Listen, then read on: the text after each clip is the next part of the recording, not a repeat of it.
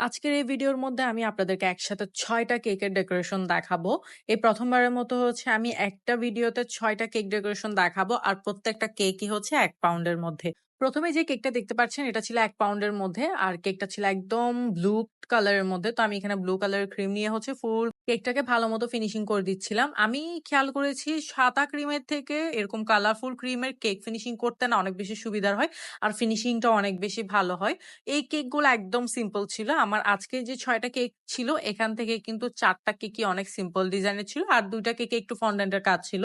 তো এটা খুবই সিম্পল ছিল। জাস্ট এটার উপরে হচ্ছে একটা কেক ড্র করতে হবে। আপু আমাকে যেরকম পিকচার দিয়েছিল আমি সেম ভাবেই করছিলাম। আর একটা 1 দিতে হবে আর জাস্ট একটা নাম দিয়ে আর কিছু স্প্রিংকলস দিয়ে এড করে আমি কেকটা হচ্ছে ডেলিভারি করতে দিয়ে দিয়েছিলাম। কারণ এটা সকাল হচ্ছে ডেলিভারি ম্যান নিতে এসেছিল। এখন 2nd যে কেকটা করছিলাম এটা হচ্ছে আমি হোয়াইট ক্রিম দিয়ে ফিনিশিং করে নিচ্ছিলাম। আজকে ৬ টা কেকের থেকে ৫ টা কেকই ছিল হোয়াইট ক্রিমের মধ্যে। জাস্ট একটা কেকই ছিল হচ্ছে ব্লু এর মধ্যে, একদম ফুল ব্লু। তো আর বাকি সব কেক হচ্ছে আমি হোয়াইট ক্রিম দিয়ে ফিনিশিং করে নিয়েছিলাম একসাথে। এখানে ১ম যে কেকটা দেখতে পাচ্ছেন, এটা হচ্ছে ২ টা কেক সেম ডিজাইনের মধ্যে ছিল। তো ১ম এ এই ডিজাইনটা আমি করছিলাম।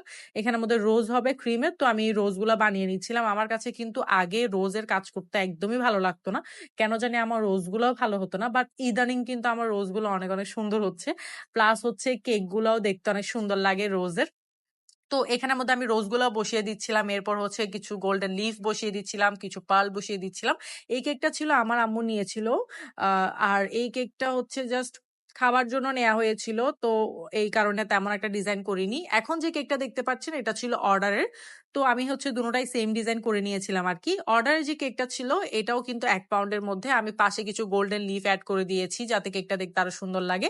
আর একটা হচ্ছে আমি ক্যালেন্ডার এড করে দিয়েছি। আপু আমাকে বলেছিল।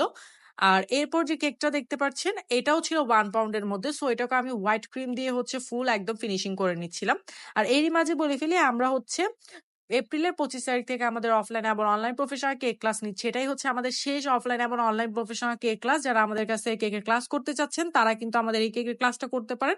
আমাদের এই কেকের ক্লাসের মধ্যে কিন্তু আপনারা রেসিপির পাশাপাশি কিভাবে বিজনেস স্টার্ট করবেন সে সম্পর্কে অনেক আইডিয়া দেওয়া হয়। তার পাশাপাশি সার্টিফিকেটও দেওয়া হয়।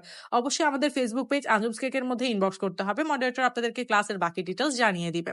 এখানে দেখতে পাচ্ছি প্রত্যেকটা কেক হচ্ছে আমি হোয়াইট ক্রিম দিয়ে ফিনিশিং করে নিচ্ছিলাম। কারণ আমি একসাথে না অনেকগুলা ক্রিম করে ফেলেছি।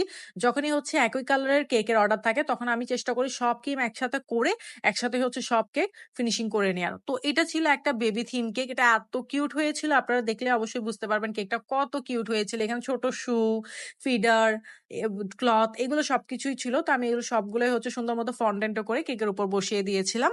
এরপর চলে যাচ্ছি নেক্সট কেকের মধ্যে। এই কেকটা কিন্তু যেটা বেবি কেক ছিল ওইটার সাথে আপু ২ টা কেক একসাথে অর্ডার করেছে। বাট এটা ছিল অ্যানিভার্সারি থিম কেকের জন্য।